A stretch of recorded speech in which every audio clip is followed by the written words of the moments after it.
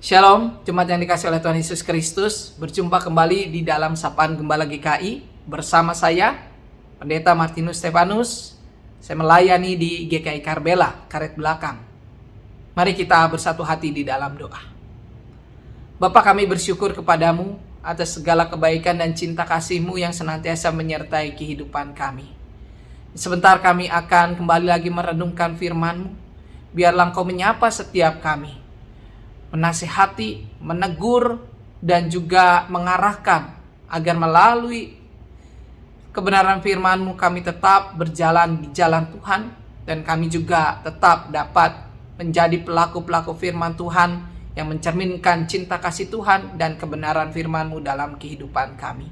Tuntun kami ya Bapa, kami berdoa di dalam nama Tuhan Yesus Kristus. Amin. Umat yang dikasih oleh Tuhan Yesus Kristus, tema di dalam sapaan gembala kita kali ini adalah iman yang sederhana.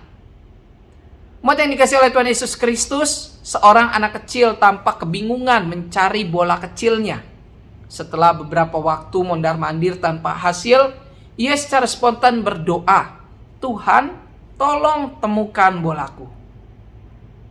Bola itu menggelinding menuruni jalan di depan rumah. Setiap orang di rumah telah berusaha untuk ikut mencarinya, tetapi tidak menemukannya.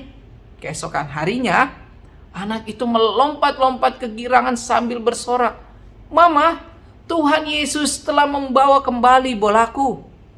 Sang ibu menengok dari jendela dan melihat bola itu tergeletak di atas rumput. Pertanyaannya, bagaimana mungkin bola itu bisa ada di sana? Tidak ada yang tahu, tetapi anak kecil itu merasa Yesus tidak terlalu sibuk untuk mendengarkan permintaannya. Umat yang dikasih oleh Tuhan Yesus Kristus, kita akan membaca bagian firman Tuhan yang terdapat di dalam Injil Matius pasal 8 ayat 5-13 yang berbicara mengenai bagaimana seorang perwira memohon kepada Yesus untuk menyembuhkan bawahannya. Di dalam ayat yang ke-8, perwira itu berkata kepada Yesus, tetapi jawab perwira itu kepadanya, "Tuan, aku tidak layak menerima Tuan di dalam rumahku. Tetapi katakan saja sepatah kata, maka hambaku itu akan sembuh." Perwira dalam bacaan ini mengakui bahwa Yesus adalah Tuhan sang penguasa alam semesta, dan ia menyadari bahwa dirinya hanyalah bawahan yang harus taat dan percaya pada apa yang dikatakan oleh tuannya. Ketika Yesus mengatakan bahwa dia akan datang ke rumahnya dan menyembuhkan hambanya yang sakit itu, perwira itu buru-buru berkata di ayat 8 tadi, "Tuan, aku tidak layak menerima Tuan dalam rumahku. Katakan saja sepatah kata, maka hambaku itu akan sembuh." Yesus memuji iman perwira ini sebagai iman yang besar. Iman yang sederhana namun sangat bermakna. Pengakuan tentang siapakah Yesus Kristus dalam hidup kita dan kepercayaan kita pada apa saja yang sanggup dilakukannya, itulah iman. Iman yang sederhana ini akan mempengaruhi sikap dan keyakinan kita kepadanya, bahwa apa saja yang Dia katakan pasti terlaksana. Biarlah iman itu juga yang mengiringi langkah kehidupan kita sebagai orang percaya, bahwa Tuhan telah menyediakan yang terbaik di balik setiap perjalanan kehidupan yang tidak selalu baik-baik saja yang kita alami dan mungkin kita rasakan pada saat ini. Jalan hidup kita tidak baik-baik saja, tetapi dengan beriman kita dapat melakukannya di dalam kesetiaan kita. Sama seperti perwira itu yang berada di dalam kondisi yang tidak baik, di mana bawahannya sedang sakit.